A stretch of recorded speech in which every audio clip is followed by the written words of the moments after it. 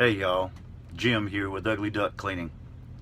Charlene and I would like to wish all of our family, friends, and people everywhere a very Merry Christmas and a Happy New Year.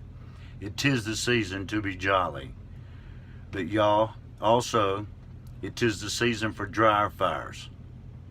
Annually, 5 people will lose their lives, hundreds will be injured, and millions in real estate dollars will be lost in destroyed homes. Normally, November, December, and January are the worst months, with January being the worst month. What we'd like to do today is show you just a couple of ways that you can check, very easy ways that you can check to make sure that you and your family are safe for the holidays. Come on inside with me and I'll show you.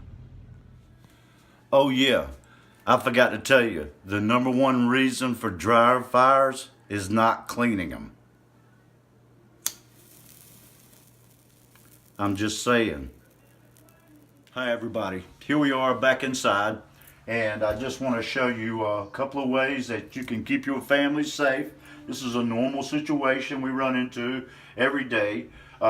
What you want to do is cut your dryer on, put it on cottons or hot, fill up here around the middle of the dryer. If it's getting hot, and I mean hotter than a cup of coffee in your hand, you may want to get it checked out because there's something wrong with the flow. Second, what you want to look at is you want to see behind the dryer. You want to look and see the flex behind the dryer. Okay? Make sure that it's not pinched.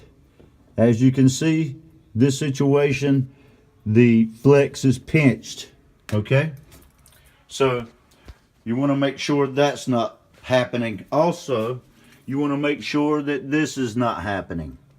This is fuel for a dryer fire. Anything in and around the dryer you want to pick up and take away.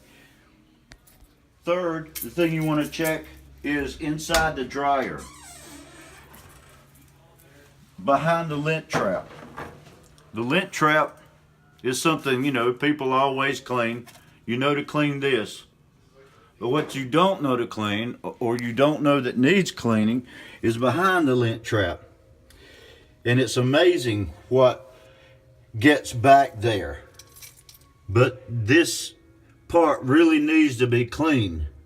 And as you can see, on down on the inside, all the way down to the fan, and they say if there's a 1/4 inch of lint in the flow, it reduces the output by 30%. And as you can see, lint is wet when it comes out. So this is the first place it starts sticking and starts destroying the flow.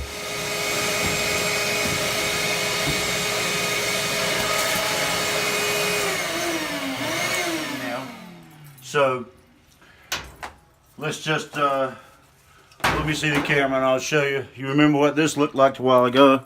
You can see now, clean. So the flow will be a lot better.